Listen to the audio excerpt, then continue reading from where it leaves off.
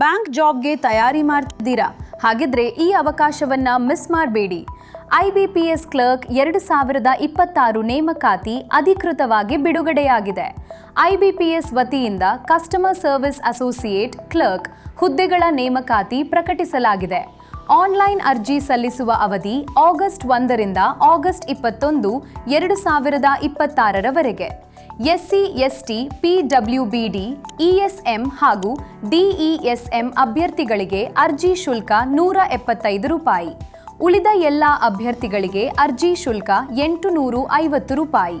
ಆಯ್ಕೆ ಪ್ರಕ್ರಿಯೆ preliminary exam ಹಾಗೂ ಮೇನ್ ಎಕ್ಸಾಮ್ ಮೂಲಕ ನಡೆಯಲಿದೆ.